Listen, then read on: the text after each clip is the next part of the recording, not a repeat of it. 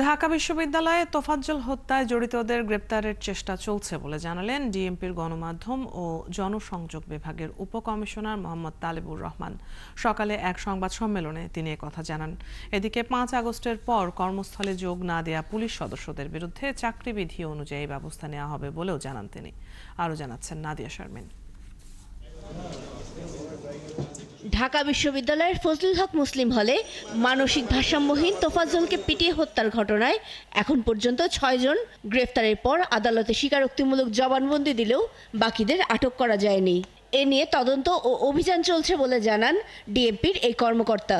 আমরা সর্বোচ্চ গুরুত্ব দিয়ে আমরা এই মামলাটা তদন্ত করছি।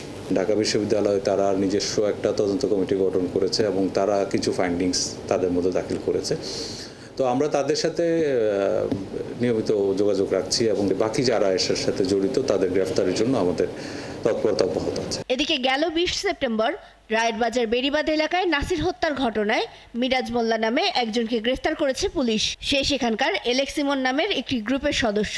মোহাম্মদপুরের এই এলাকায় আধিপত্য নিয়ে দ্বন্দ্বের জেরেই এই খুন বলে জানায় পুলিশ। প্রাথমিকভাবে সে বলেছে সে এখানে বিভিন্ন ধরনের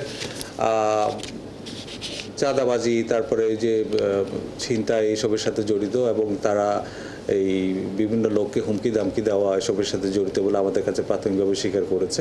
এই ঘটনার সাথে অন্যান্য যারা জড়িত তাদেরকেও গ্রেফতার করার প্রচেষ্টা অব্যাহত রয়েছে। ৫ আগস্টের পর যেসব পুলিশ কর্মকর্তা এখনো কর্মস্থলে ফেরেনি তাদের বিরুদ্ধে চাকুরিবিধি অনুযায়ী ব্যবস্থা নেওয়ার কথাও জানান তিনি। আমাদের চাকুরিতে কিছু নিয়মকানুন আছে, সেই নিয়মকানুনের অনুযায়ী সেই বিধি অনুযায়ী যদি কেউ কর্মস্থলে বিনা অনুমতিতে অনুপস্থিত থাকে তার প্রতি বিভাগে ব্যবস্থা গ্রহণ করা হয়। বৈষম্য বিরোধী ছাত্র আন্দোলনে ঢাকার ২২টি থানা সহ ২১৬টি স্থাপনা ক্ষতিগ্রস্ত হয়েছে। তাই সীমিত পরিসরের মধ্যেও সর্বোচ্চ সেবা দেওয়ার চেষ্টা করছে পুলিশ। ডিএমপির লুট হওয়া অস্ত্রের হিসাব নিকাশ এখনো চলছে বলে জানান এই কর্মকর্তা। নাদিয়া শারমিন, ৭১, ঢাকা।